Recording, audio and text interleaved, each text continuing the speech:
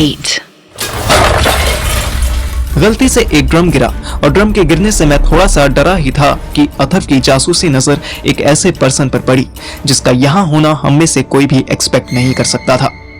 अथर ने तुरंत मेरा हाथ पकड़ा और ड्रम को कवर बना के बैठ गया। मैं सस्पेंस से मरने ही वाला था। साले कौन है बताना, इतना सस्पेंस क्यों बना रहा है? मेरा ससुर है, पता नहीं यहाँ क्या करने आया है। अब मेरा दिमाग फटने को हो गया। कुत्ते की टांग, श्रा के अब्बा हुजूर यहाँ सुरंग में क्या कर रहे थे? तो ये थे हर मुसीबत के पीछे। हैंचोद, ये कैसे हो सकता है? मतलब सारा बवाल इन्हीं का मचाया हुआ है। ज्यादा शॉक्ड मत हो। जब कबीर श्रेया के घर पे उसको तंग कर रहा था ना, और नेताजी मुंह पे टेप लगाकर बैठे थे, मैं तभी समझ गया था कि इनका कॉलर भले ही व्हाइट हो पर इनकी चड्डी 100% काली है। छी छी छी, तो अब आदमियों की चड्डियां भी देखने लगा। अथर्व अपनी हंसी नहीं रोक पाया, पर उसने मुंह से आवाज नहीं निकलने दी। हंस मत, जब तुझे और मेरे बाप को ऑलरेडी पता था कि नेताजी हरामी है, तो तूने श्रेया को क्यों नहीं बताया? अथर्व ने फिर स्माइल की। मैं ऐसा डेड श्योर नहीं था कि नेताजी गड़बड़ आदमी है। मुझे लगा कि नेता है तो इसीलिए सब ऑटोमेटिकली करप्ट समझते होंगे इन्हें, लेकिन ये इस तरह डायरेक्ट पार्लियामेंट पे अटैक में इन्वॉल्व होंगे, इसका आइडिया नहीं था मुझे तो अभी भी यकीन नहीं हो रहा है। चल बे, अब क्या डाउट है? अब तो सामने दिख गया। नोप, तेरे पापा श्री का कहना है कि अपने लाइन में सिर्फ आंखों देखी पर भरोसा मत करो और सिर्फ कानों सुनी को इंपॉर्टेंस मत दो। यहाँ दिखता कुछ है, होता कुछ है और सुनाई कुछ और ही देता है। So stay calm, have patience. तू यहाँ रुक, मैं थोड़ा आगे बढ़ता हूँ और चेक करके आता हूँ कि स्वीटी यहाँ पे है या नहीं। अगर वो नहीं हुई ना, तो फिलहाल हमको इनसे कोई प्रॉब्लम नहीं है। अभी हम डायरेक्ट पंगा लेने वाली पोजीशन में नहीं है। Got it? समझा? मैंने अच्छे अप्रेंटिस की तरह मुंडी हिला दी।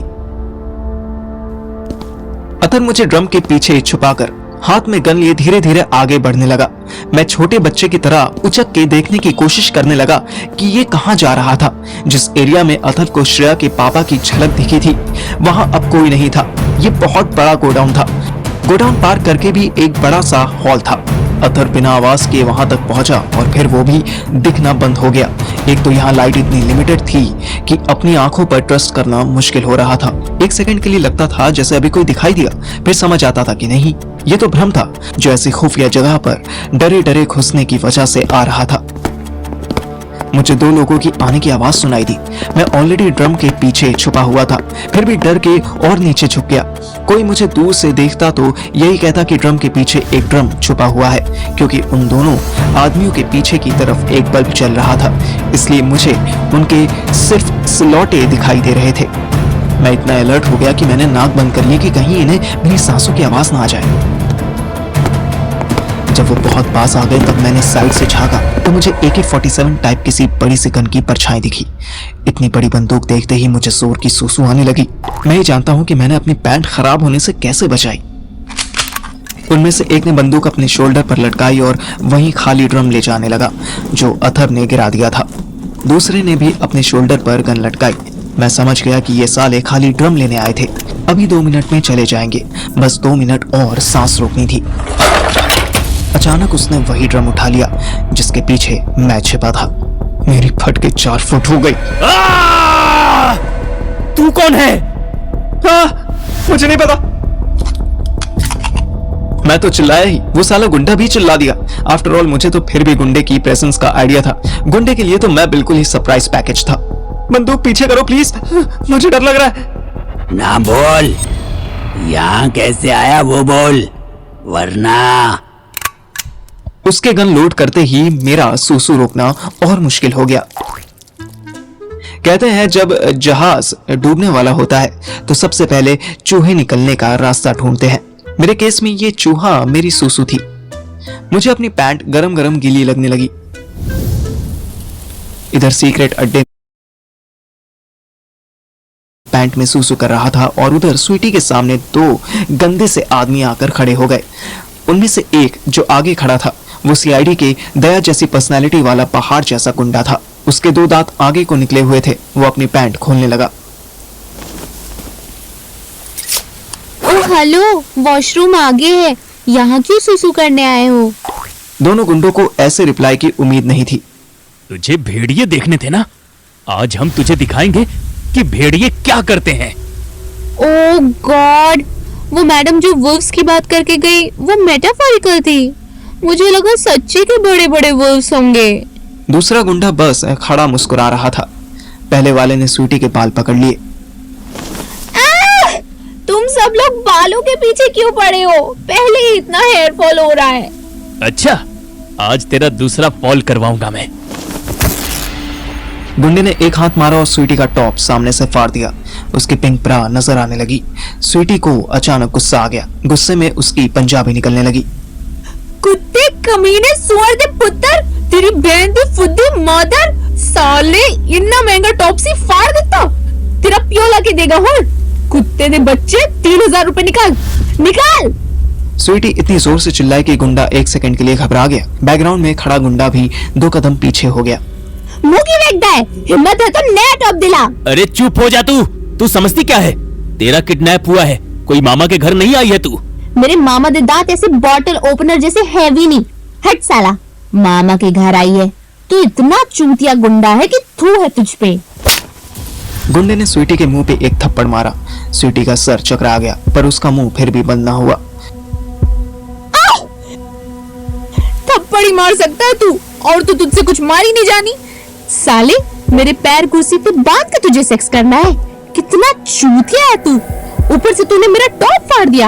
अब मेरा फिगर देख के तुझ पे कंट्रोल भी नहीं होना और तुझसे कुछ होना भी नहीं। आज तू। स्वीटी ने सच में उस पे थूक दिया। गुंडा अकेला होता तो उसे उतना बुरा नहीं लगता जितना उसके पीछे खड़े गुंडे के हंसने से लग गया। रुक साली, बहुत जुबान चलती है तेरी, अभी बताता हूँ तुझे। गुंडे ने चाकू निकाला और स्वीटी के पैर में बंधी रस्सी काटने लगा। पीछे खड़े गुंडे ने टोकने की कोशिश की तो इसने चाकू दिखा दिया। तू पीछे रह, मैडम को मैं देख लूंगा। इस कुतिया की आवाज बंद करनी जरूरी है। पहली बार कोई ऐसी लड़की मिली है जिसे रेप का डर नहीं। इसकी तो मैं ऐसी बैंड बजाऊंगा कि लाइफ में कभी सीधी नहीं चल पाएगी। जैसी रस्सियां खुली, गुंडे ने स्वीटी के हाथ भी खोल दिए और उसे कंधे पर उठा लिया। कहाँ ले जा रहा है कुत्ते? नीचे उतार मुझे। ऐसी जगह ले जा रहा हूं जहां कोई मुझे तंग ना करे। वो अपने साथ वाले गुंडे से बोला। तो ध्यान रखियो, कोई लॉकर रूम में ना आ पाए। उस गोडाउन के अंदर एक और लोहे का दरवाजा था। गुंडे ने इसे खोला और स्वीटी को अंदर ले गया। अंदर खूब अंधेरा था। वाओ, इतने अंधेरे में करेगा तू? तुझे कुछ दिखाई भी देगा या जालंधर की जगह जयपुर पहुंच जाएगा? गुंडे ने लाइट ऑन की और अपने कपड़े उतारने लगा। स्वीटी ने देखा यह वाकई एक लॉकर था जिसमें अलग अलग करेंसी के ढेर सारे नोट्स भरे पड़े थे। आज तू यहां से या तो मर के जाएगी या बेहोश होके। आज तुझे पता चलेगा कि जब आदमी भेड़िया बन जाता है तो कैसा लगता है। देख, जो तुझे करना है कर ले, पर इसी पैसे में से मेरे 3000 दे दियो। तूने मेरा टॉप फाड़ा है।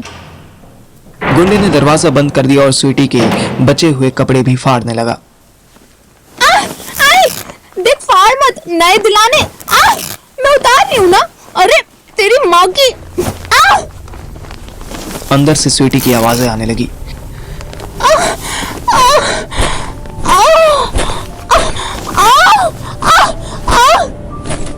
इधर मेरा वाला गुंडा मुझे गन से टोचता हुआ एक हॉल में ले गया। पैंट में की हुई सुसु पहले तो गरम गरम लग रही थी, पर अब ठंडी ठंडी लगने लगी। कोई मुझे गोली मारने से पहले लास्ट विश पूछने आता तो मैं कहता कि मैं नहाना चाहता हूँ, प्लीज मुझे नहाने दो, उसके बाद ऊपर पहुंचा देना। गुंडे को मैंने अपना सच्चा नाम बता दिया था, पर यहाँ आने का रीजन मैंने ऐसे बताया था कि गोली मारने की बजाय गुंडा मुझे एक डाइनिंग हॉल जैसे कमरे में लेकर आया और मुझे सोफे पर बैठा दिया। नेताजी कहाँ हैं? डायरेक्ट उन्हीं के पास ले चलते। गुंडे ने मुझे घूर के देखा। मैंने उसको यही बोला था कि मैं नेताजी से मिलने आया था। ऑल्दो मैं श्योर नहीं था कि श्रेया के पापा यहाँ है या नहीं, पर मेरा ये एक्सक्यूज फिलहाल मुझे जिंदा रखे था। गुंडा कुछ ना बोला, वो बाहर जाने लगा। भाई सुनो, यहाँ ऐसे कितने हॉल और गोडाउन है? उसे कोई फर्क नहीं पड़ा, वो बिना मुझे भाव दिए बाहर चला गया। मैं वेट करने लगा। वेट करते करते 10 मिनट हो गए पर कोई नहीं आया। अथर का भी कुछ अता पता नहीं था। हॉल के एंड में मुझे कुछ कर्टेन्स पड़े दिखाई दिए। मुझे ऐसा लगा जैसे उसके पीछे कोई दरवाजा है। मेरी क्यूरियोसिटी जोर मारने लगी। मैं धीरे से उठा तो गीली पैंट के टच होते ही घिनाने लगी, पर मैं आगे बढ़ता गया। मैंने धीरे धीरे बॉक्सेस हटाने शुरू किए तो देखा वाकई पीछे एक दरवाजा था। मैंने हैंडल ट्राई किया